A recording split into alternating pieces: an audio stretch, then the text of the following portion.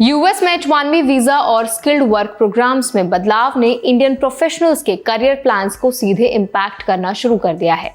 जो पाइपलाइन पहले सिर्फ इंडियन इंजीनियर्स को सिलिकॉन वैली ले जाती थी, अब धीरे धीरे उल्टी दिशा दिखा रही है।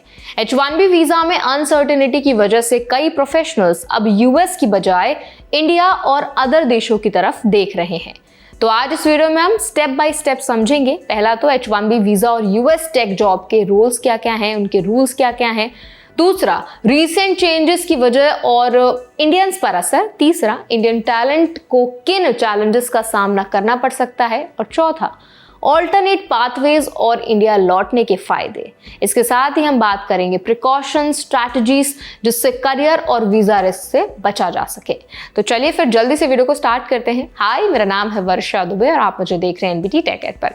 H-1B वीजा स्किल्ड प्रोफेशनल्स को यूएस में काम करने की अनुमति देता है।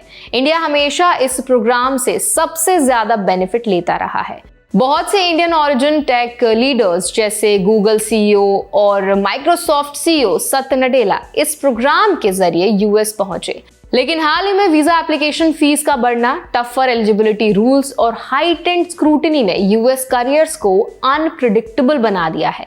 खासकर अर्ली करियर प्रोफेशनल्स और स्टार्टअप फाउंडर्स के लिए बड़ा चैलेंज है। एक एग्जाम्पल कुणाल बहल का है, जो स्नैपडील के को फाउंडर हैं। उन्होंने ब्लूमबर्ग को बताया कि उनके H-1B वीजा को 2007 में रिजेक्ट कर दिया गया था।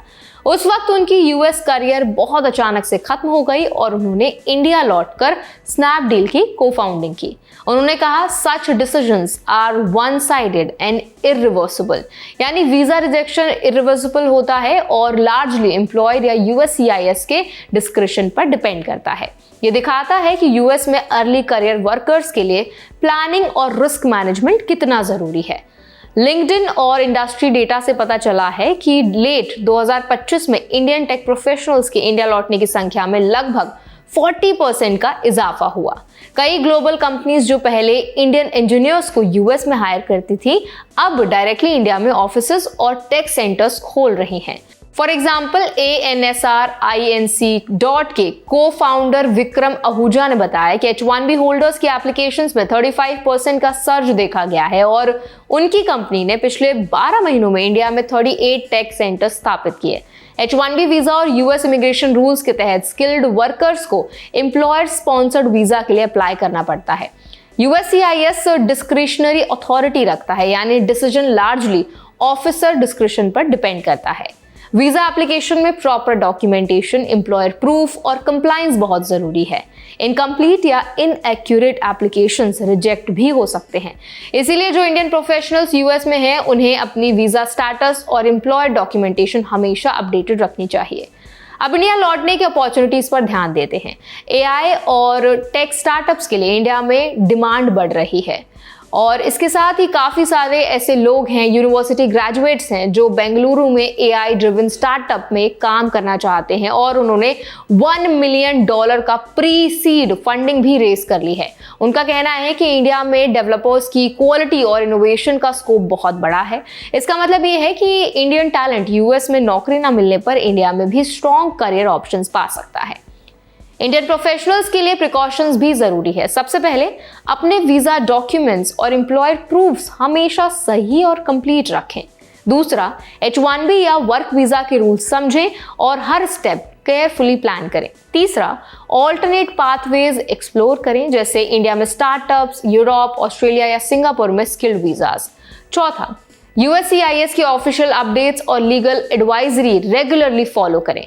कोर्ट्स इंटरवेंशन कभी कभी मदद करती है, लेकिन हर केस डिस्क्रिशनरी होता है, इसीलिए प्रोएक्टिव प्लानिंग ही सबसे सेफ ऑप्शन है।